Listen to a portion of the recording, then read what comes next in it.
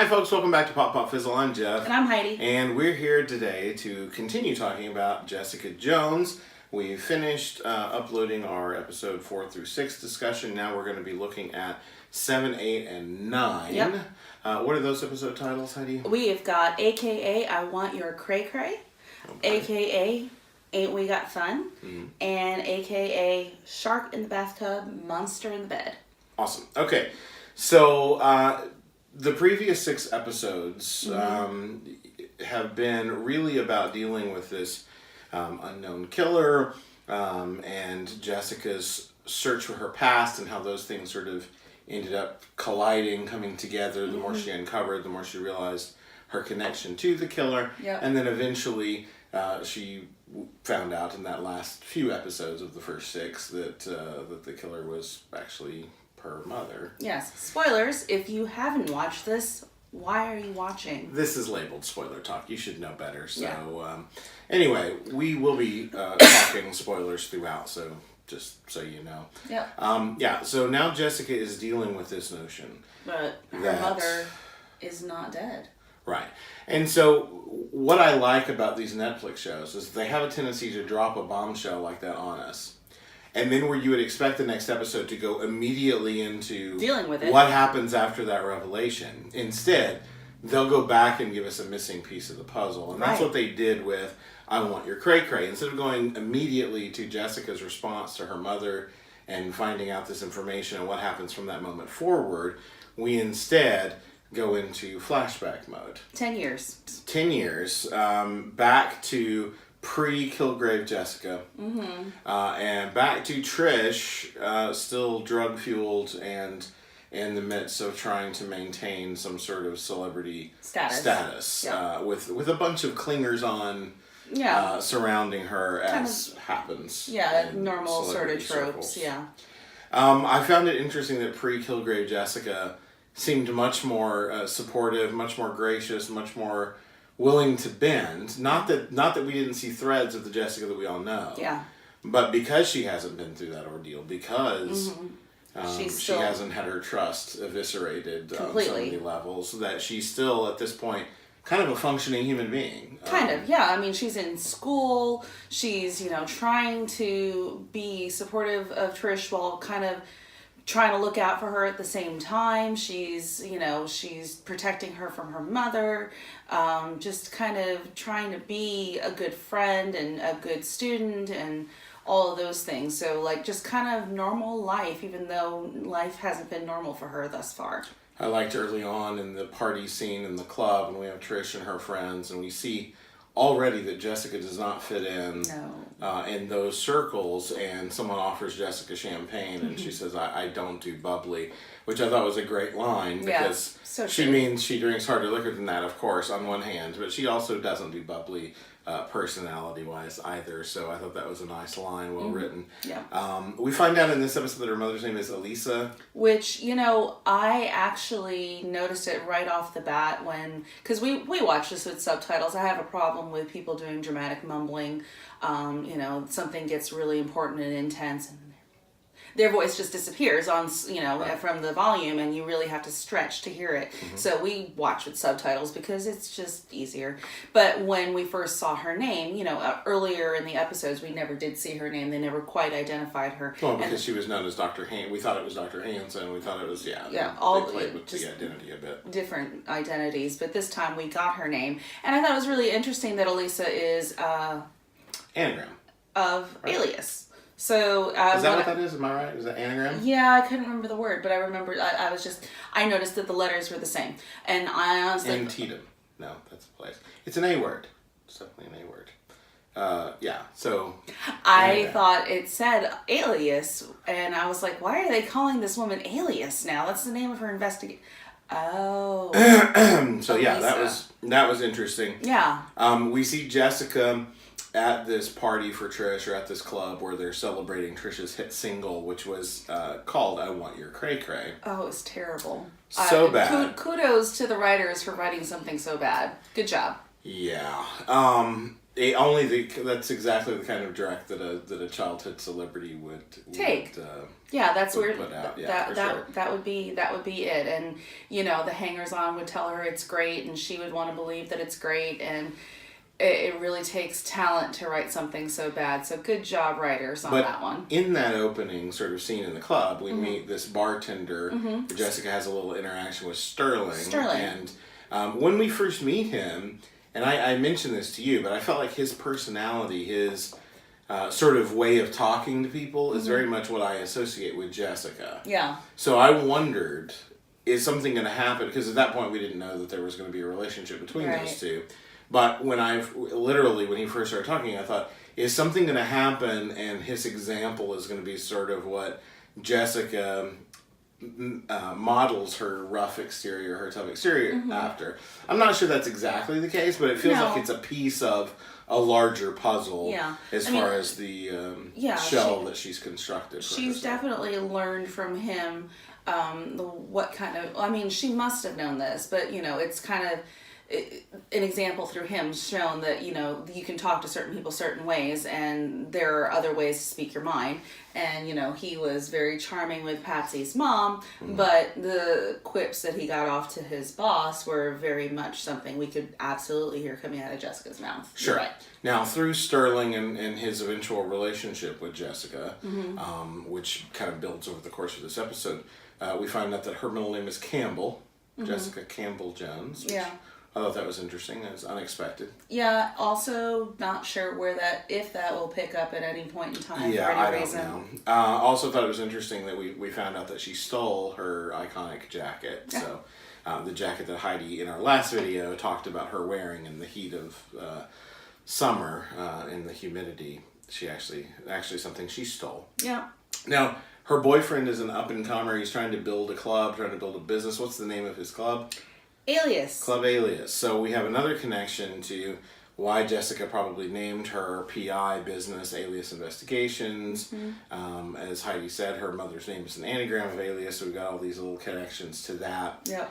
And Sterling, apparently not so great of a businessman. He's taken some money from some less than stellar folks in order to build this club, and he hasn't actually put the club together yet. So we see a confrontation with him and these guys in which Jessica pretty much has to save his bacon. Yep. He's aware of Jessica's strength. He's aware of who she is.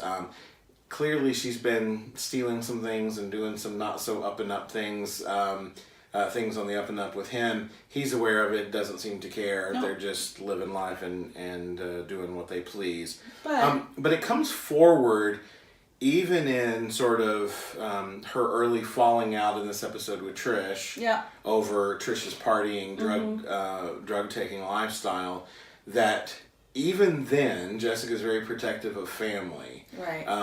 Because she lost her family, because of everything that she's been through at this point. Even Trish, even in her state, she's protective of her. Yes. Sterling, not a great guy necessarily, but she's very protective of him. Yep. Once you're in her life, she protects. So I thought that was interesting. And she tells Trish sort of toward the end of the episode when she has her, and we'll get to some more bits of the episode, but at one point she has this line where she's trying to get Trish to go to rehab, and Trish is like, but you'll be all alone if I go. And she says, I'll be more alone if you die. And I thought that was interesting because she really does sort of have, we said last video that she keeps these broken people around her. Yep. But I think in her, state, that broken people are going to be less likely to run out on her, and broken people, all those little broken pieces kind of make some sort of sense to her. Yeah. And so I thought that was an interesting line. So what did you think about the story overall? Of course, there's a big moment that happens in this episode. Yeah. A flashback to her mother. We get a lot of flashbacks to her mother. How her mother survived the accident and the kind of the years in between. So we do see her mother also 10 years ago. She had all of the reconstructive surgeries. This is after a 5-year coma, they said. Yeah, 5-year coma. or they had to keep putting her in comas. But so she's gone through reconstructive surgery, the genetic editing, which is something that is that heavily researched stuff that IGH is doing, or had done, and how Jessica became how she is. She'd gone through all that, but came through it unstable. So it was very unstable. So I mean, overall, I really enjoyed this episode. I thought it was a great kind of pause in between that big bomb that was dropped on us at the end of episode 6. We got to see how Inez was injured, which had come up in another episode. Yep. We got to see how one of the nurses died, which had also come up in an earlier episode. Yep. We got a little bit more information about Dr. Carl Mollis and his relationship to Jessica's mother. Yeah. They are apparently in love with each other. He's been at her side for the 12 years that she awakened from this coma. Yeah. I don't like his hair. Right. Now, Dr. Carl, played by Callum Keith Rennie, who we know from Battlestar Galactica, from Supernatural. He's been in all sorts of things that we've watched. Here, I find it interesting because it would be really easy for him to be the bad guy. Be the bad guy and be one note and be just sort of, but he feels responsibility for everything that her mother's done. Yeah. Even early on, even 12 years ago in the flashback, he feels bad that he's unleashed this in the world, but he loves her and he doesn't know what to do about it, and so he feels as trapped in all of this as everyone else. And so, like people tend to do when there's a problem, like if there's an alcoholic in the family or whatever, if you don't know how to cope, you tend to do all the wrong things. Oh, yeah, totally. You tend to find a way to function without actually addressing the issue. And in this case, the issue is that her mother kills people. Yeah, which we saw on a semi-regular basis. Yeah, which we saw at the end of this episode. Yeah. So very atypical as far as a villainous character, because he does take responsibility and he doesn't want this to happen, but it is happening, and he's just trying his best to deal with it. There were a couple of technical things that we had a problem with. The biggest of which was the fact that in the flashbacks, it was very easy to believe that Kristen Ritter's character was 10 years younger. Oh, yeah. They changed the hair. She's a pretty young-looking person anyway, and they rough her up a lot to look like Jessica. Yeah, so they softened her up So they quite softened a bit. her a little bit, and it was really easy to believe that she was 10 years younger. Not so much with Trish at all. It just really felt like she had a bad wig or something on. Just stuck that wig on her, and it was just her. But I mean, we talked about this. It's easy to see, when somebody's an addict, they kind of look older than they should be. So, I mean, it could fit, but it was definitely a technical issue. I want to bring up that in the club where Trish was performing, both in the beginning of the episode and then later on, I think we came back to that club. It was purple. There was purple there again. Lots of purple light. Seeing that throughout the series in different places here and there. Yep, definitely. So that episode ended basically with her mother confessing to Jessica that in a moment of fearing that Sterling was up to no good, because she'd overheard something which may have or may not have been a bad thing. We don't really know whether he was telling the truth to the bad guys or whether he was telling the truth to her mother or what. But in a moment of rage, her mother killed Sterling, which was the man that Jessica loved. And so upon hearing that, she basically says, "Can you ever forgive me?" And the episode ends with Jessica punching her. So very emphatic and saying no. Which I thought was very Jessica. Yeah, very expected. And what did her mother expect? Really? Know. So we rolled right from that episode into the following episode, which was called "Ain't We Got Fun," which is the name it's actually the title of the song that we've heard her mother humming and singing, playing at the piano.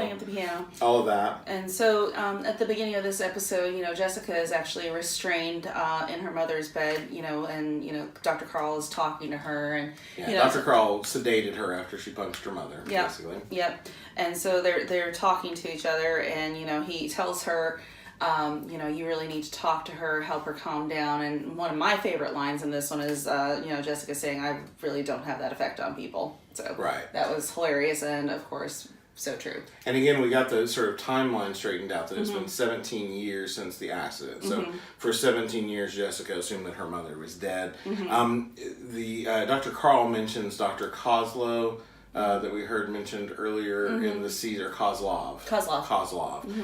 And mentioned specifically that Kozlov used his protocol and tried to sell it to the military, tried to go that way. So I think that's that whole Simpson military trying to recreate the super soldier serum, all of that. So everything's connected. That's kind of how things work in the MCU. So I thought that was a nice sort of continuation along those threads. Trish, the morning after her sort of encounter, her dalliance with Malcolm, wakes up ready to continue down this path of hunting down was it IGH, and Malcolm picks up on the fact that she's displaying all the characteristics of an addict. She's going off the rails, and so she finally, because he confronts her, she admits to the inhaler, which was Simpson's inhaler, and there's a way, Jessica Jones not a family show anyway, our channel family friendly, Jessica Jones not so much. There's way TMI sex talk in that whole conversation. That conversation. There's a moment where I was just like, I do not need to know these things. But but it was very plain spoken, and it's like, this is something we've already done. You can't lie to me about this stuff. So so she basically blows him off, and because of that, he walks out. He doesn't want to go with her anywhere because she's clearly lying and not ready to deal with the issue. Yeah. So I think for his own safety as an addict, he leaves. Right. We get to see that Mama Jones, and I haven't looked up the actress yet, but I misidentified her. Sorry. Elisa is. She makes facial expressions that drive me crazy. I know some of it's just the acting. She's trying to be unhinged and trying to, play that, and some of it is driving me a little bit nutty. But I thought it was weird that while she's trapped in the room with Jessica, that she, she's supposedly on this crazy drug cocktail that's taken this doctor 12 years or whatever to figure out, to keep her under control, and she's drinking while she's in there drinking wine, and it's like, usually you don't get to drink with your meds, so so I thought that was a little bit weird, but we get to see a little more of them talking. Jessica's sort of reluctantly beginning to realize that yes, it really is her mother, and how screwed up that all is. We got more of Jerry and her illness. Her talking to Inez, we find out that she actually grew up poor.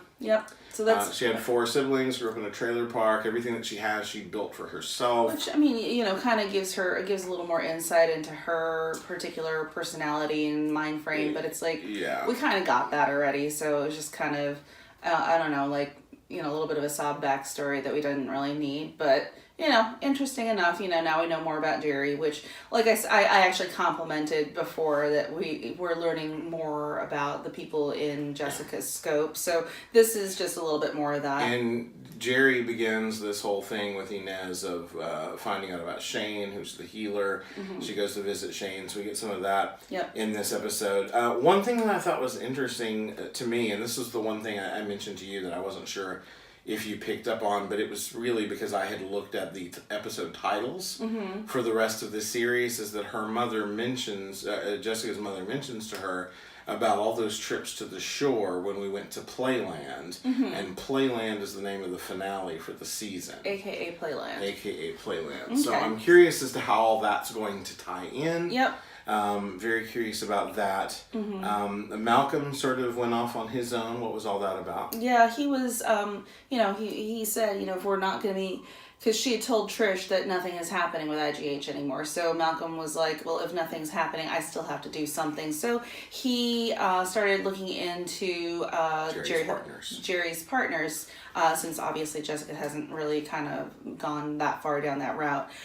So he started doing that, which is, good. Malcolm doing a PI thing. Good for him. Yay. They've mentioned several times throughout the season that Jessica was looking into their financials, and that there is an inordinate amount of money going to chocolate bars And so that was the clue that Malcolm followed up on, realizing that one of the partners had gone to a gay bar where apparently there was something on specials, like a drink or something. There's a very shirtless African-American man in the ad, and it said chocolate bar, $5 drink specials, whatever. So clearly a reference to something besides candy, which is what they were thinking when they saw it initially. Right. So he goes to the bar, confronts that gentleman, says, look, don't hide, go home, tell your family, whatever.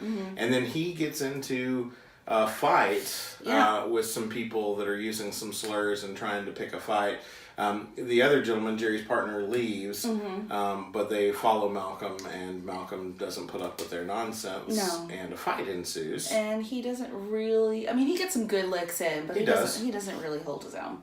Because he's, And just prior to that, he showed some real intelligence and some savvy, because he, instead of letting Jerry use him to wreck this other man's life, he tells him, hey, go home, you're never going to be free, tell your family, own up to the truth, or whatever. But then when the man asks him who did this, who sent you here to do this, he gives him the other partner's name, Chow. Yeah, so puts them against starts each other. playing the sides against the middle, which will still get Jerry probably what she wants without throwing that man and his life under the bus. So I thought that was an interesting take from Definitely Malcolm. smart. But then he gets in this fight, things not going his way. Not smart. And who should arrive? Trish hopped up on the super soldier meds. Whatever, she's totally hopped up on something, and she's able to take on 3 grown men instead. Yeah, she gets a nice claw slash of somebody's face in, which was a nice kind of homage to her Hellcat persona in the comics. But she's just spiraling out of control, and because Malcolm's wounded, she literally offers him a hit of the drug, saying that it'll help him heal faster and whatever. And she's being very seductive about it. It's not addictive. It's not. It's an enhancement. It's just, it's all just, it's all just that nasty, addictive cycle of lying to yourself, lying to other people. And so she brings Malcolm in by convincing him to take a hit of this. And as soon as he does, he realizes what he's done. That it's wrong that she was lying about it, that there's something more to it than what she was saying, and he runs away. And we haven't heard about him for a while. Right, so I'm curious to see how that's going to play. He might be on the California coast by now. But this whole thing has just been addicts spiraling out of control. And there's these parallels, because I feel like, Jerry is... she's addicted to power and to what that power has gotten for her, and she doesn't want to let it go. It's less about her dying than her not being in control. She can't take that. Right. Jessica and her mother are, Jessica, I think, is kind of addicted to her own pain and her own sorrow, and she's built a shell around herself with all that stuff, and she doesn't want to let it go. Her mother is filled with rage. They actually refer to her as a rage monster. Jessica calls her a rage monster in this episode, which is something that we've heard the Hulk referred to. Yes, and I made that sort of correlation before. Her mother reminds me of the Hulk. Like she tries to keep it in, but it's always there, and it's always bubbling, and it's always ready to come out. Right there. So I thought that was interesting. We see that Jerry feels like she's gonna make some headway with getting Shane out of prison and getting herself healed, and so she's a little happy at the end of this episode. We see some flirtation with her and Inez, and I made the note that joyful Jerry is just as scary, because Jerry is she's just a scary person. She is, and of course, I wrote here Jerry plus Inez equals ew. Because nobody's making a good decision. In this show. This is not a good decision. There's not.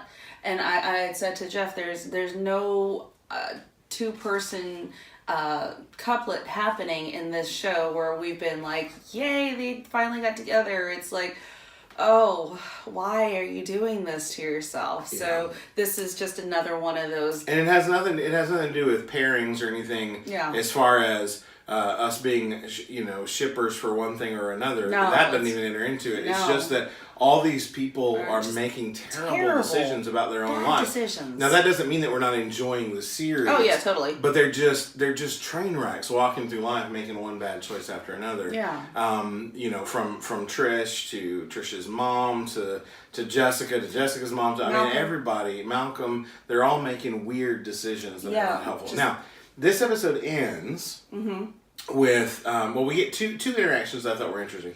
The first was that we got another visit from Detective Costa. Yes. Detective Costa went running to the home where Jessica was being kept because she got a call out. And so he did show up for her. Yeah. She wasn't there by the time he did, and then she had to hide her mother when he came to check on her. Yeah. But we got that moment where you can see, he's really a good guy. He really answered that call. He really went out there. He was really concerned about her. And he said, "Lizzie, you can't keep putting me on the line like this and not giving me anything, but I'm trying.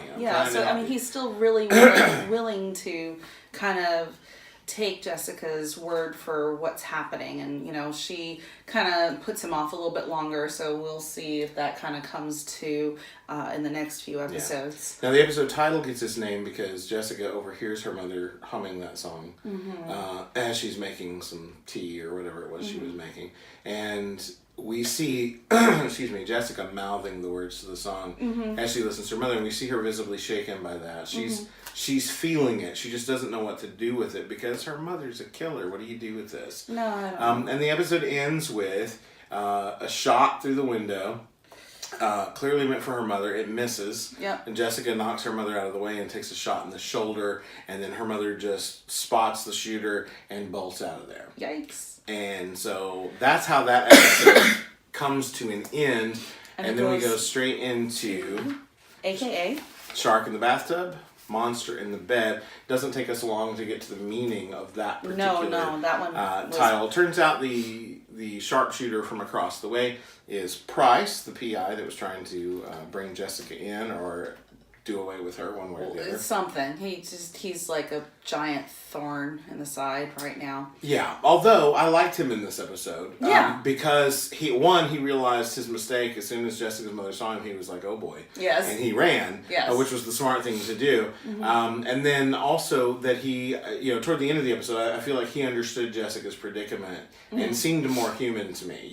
He's been kind of a jerk. Yeah. But I felt like he showed a little bit more humanity in this particular episode. Of course, he was also captive most of this episode. Yes, and unconscious. Unconscious, for quite a bit. But so, her mom goes sprinting across the way, and, Jessica runs out with one of the sedatives, and instead... is able to knock him out before her mother can do him in. Yeah. And then she chains him up and puts him in the bathtub. Duct tapes. It wasn't chains, it was duct tape. Well, and then her mother is chained in the bed. So the title, Shark in the Bathtub, Monster in the Bed, comes from that. And of course I said at that point, like, she was already taping him up, I'm like, how many house guests does she really need? Yeah, house guests from hell. Really, oh my gosh. Not so great. These are terrible house guests to have. One of my favorite lines in this, we see kind of the aftermath of Jerry and Inez getting together, and Inez says to her, you're a user. Mm-hmm. And it takes one to know one, yep. And so she's under no sort of pretense that Jerry cares about her at all. Jerry's using her to get what she wants. Mm-hmm. And Jerry, but what I find interesting about Jerry is that Jerry seems to be a very no-nonsense, I'm a jerk, deal with it, this is how I get what I want. Mm-hmm. And yet she still wants to keep up this pretense that she cares about Inez, and I'm not sure why. Yeah, I'm not sure why either. I am trying to, not... because she is a user, so this is not like this is going to be the great romance of Jessica Jones. Sure. It's so I'm not getting too attached, so I'm not really thinking too But what it did underscore for me is that, as I was kind of getting to in our discussion of the previous episode, is that this whole season seems to be about parallels. We've had Jessica talking about and comparing herself to the killer. Mm-hmm. Now that she's found out that the killer is her mother, mm-hmm. that comparison's really hard not to make. Right. Because they've got the same blood going, they've had the same things done to them that's mm-hmm. given them this incredible strength. So there's this parallel there. And then we have this parallel between Trish and Malcolm, two addicts mm-hmm. who are approaching their post-addict status very differently. Trish, the minute she has a chance to be somebody, she just again, goes ahead and does it. Goes full bore ahead and without thinking about it uses the inhaler. Malcolm uses it to heal and feels terrible immediately and runs away from it all. Yeah. Because he can't punch. So we get that parallel. Mm-hmm. And then we get the parallel of Jerry and Inez, both users. Mm-hmm. Inez homeless, Jerry wealthy, mm-hmm. And powerful, and yet they're trapped in this sort of weird nonsense of using people and trying to get what they want and even using each other to feel something, to mm-hmm. cope with everything. So it feels like the whole structure of the season is these parallels to kind of inform us about one character by comparing them and contrasting them mm-hmm. to another. I think that's really cool. Yeah, really well written out in that fashion. So you can actually, I mean, it's easy to see and understand, but it's also, we're still discovering, and it's not predictable. And so it even really takes characters that we like, because it was really easy to like Trish in the first season, mm-hmm. Because she just wanted Jessica to heal and to be better and to be. And this season, it's really hard to like her because she's given into all the worst parts of her nature, and she literally, when she finally does get in, she's been trying for episodes now to get in touch with Jessica. She finally does, and she asks about Malcolm, not because she's worried about what happened to Malcolm since she got him to inhale that stuff, but because she worries whether or not Malcolm told Jessica about what she's doing. Mm-hmm. So she's far from selfless. She's totally focused on herself and what she needs and what she's trying to get. Right. And then, of course, because Jessica's been absent from Trish for a bit now, I've griped, but I understand. It's like, Jessica's a PI and she grew up with Trish. She would know. She should know this. And sure enough, he put them in the same room together for more than a few minutes, and she definitely recognized that Trish was high, and she was immediately going into protective mode. Like we said earlier, she wanted her to find her sponsor and get in touch and try to get better. Right. Whatever. She didn't even ask, what are you taking? What are you doing? It's just, I can tell that you're high. You need to get better. And although we didn't see Malcolm in this episode, we heard that he had contacted Jessica and gone to see his parents. Which, again, I'm curious about his parents, who they are. I mean, I have a feeling since they've been mentioned a few times, we're going to see them at some point. Yeah, and I wonder if they're important to either this show at some point in time, or this, or the Marvel to IGH, or the Marvel Netflix universe. We'll see. So there's that. We mentioned Trish, of course. We see in this episode she catches her boyfriend, would-be fiance Griffin on television in where was he? Sarajevo. Mm-hmm. In the middle or Aleppo, somewhere. Aleppo, in the middle of a battlefield, reporting, clearly in the thick of everything. And I told Heidi, I feel like he's gonna die. I feel like something bad is gonna happen to him. Yeah. Because she really, as soon as she had that drug in her system, she just cast him aside. I mean, she's not thought about anything else. And she had told Jessica previously that she loved him. Yeah. So I have a feeling that that's going to really come back and bite her. Oh, for sure. Because clearly he ran off, and she even says, you found the most dangerous place, you had to go and be a hero. Mm-hmm. Or whatever. Yeah, because he got dumped, and he wants to lose himself for a bit. Yeah. And so she's going to probably take that on herself if something bad happens. I don't even want to talk about breakfast spaghetti. That's disgusting. Yeah, I heard the words breakfast spaghetti and I was already confused. And then we heard the ingredient list. Yeah, no thanks. No, thank you. No, don't you. No. All right.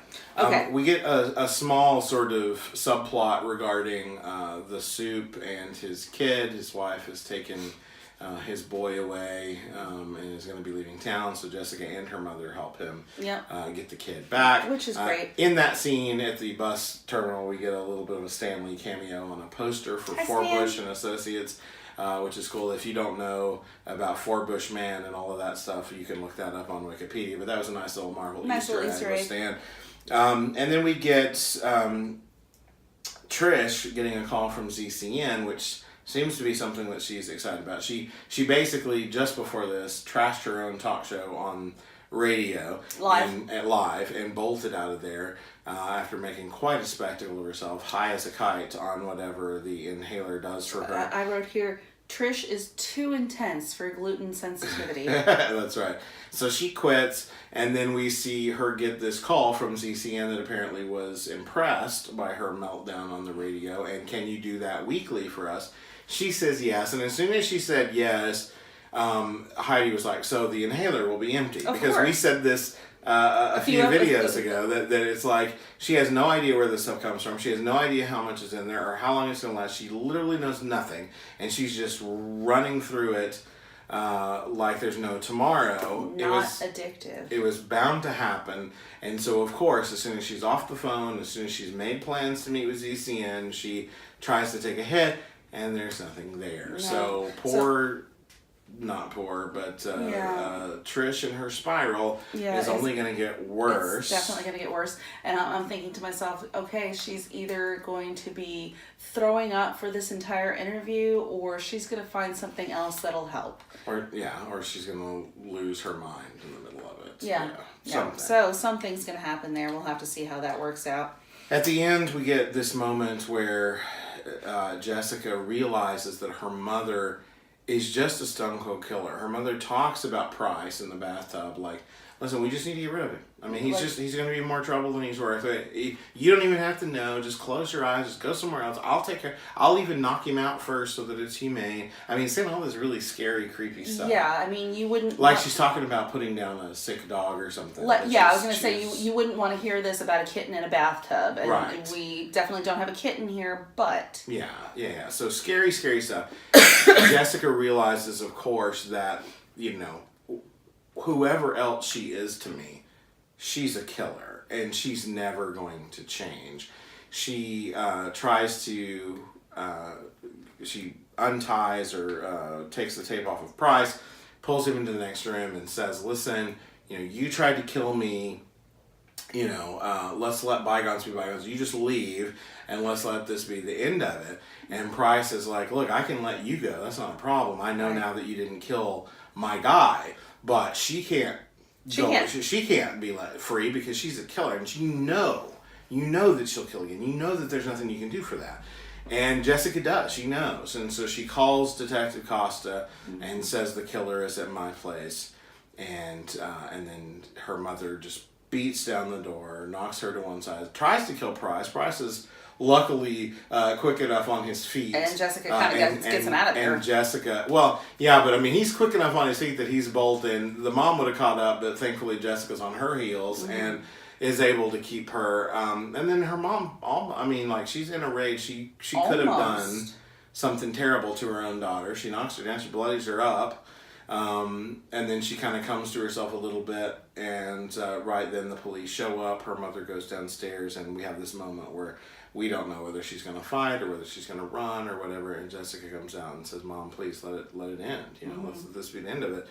And for what it seems like at the end of the episode, she does, and that's how that ends. So I'm curious because we're 9 episodes in. Yep.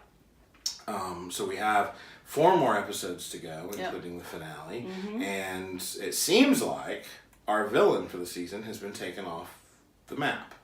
Yeah, but there's so many things that have gone wrong this season that have not really been addressed. So much purple. There's so much. There's a lot. Okay, so I was, you guys didn't tell me, but I was seeing purple in Jessica's apartment. kind of shining in through the light. Jeff didn't see it. I've seen purple lots of places. I just didn't see it there. I saw it lavender. Okay. Anyway, but yeah, lots of purple still, and we still have 4 episodes left. Her mom has turned herself in seemingly, so hard to say what else is going to be happening here, but we know what's supposed to be coming, so yeah, we're excited. We're very excited about that. It seems that we're 9 episodes in, and it's like we've gotten a lot, but it's like we know there's so much more to come, so we're really excited about that. Yeah. So here's the question: 9 episodes in, what do you think? Are you excited about the direction that this season's going? Are you as far in as we are? Hopefully you are, or you shouldn't have been watching this video. We've got another video coming that'll tackle the next 3 episodes as soon as we finish those. Yep. And then we'll do a separate video for the finale where we talk about it and the season as a whole. Kind of tie it all together. So we're excited about that. If you like this video, go ahead and hit that thumbs up. That's right. And think about subscribing to our channel. It really helps us out to continue doing what we love to do, which is more videos like this, plus reactions and throwing our kids in front of the camera every now and then so you can get a kick out of them. Movie reviews, yeah. Yeah, all of that good stuff. As a matter of fact, we saw Annihilation last night and put our review up, so that's there now. I'll put a link to that somewhere down below here or right after this video. You'll find it. In any case, if you are already subscribed and you want to know the next time we drop a video, click that little bell icon and that'll help you be notified of that. Until next time, folks. Thanks, everyone. Bye. Bye.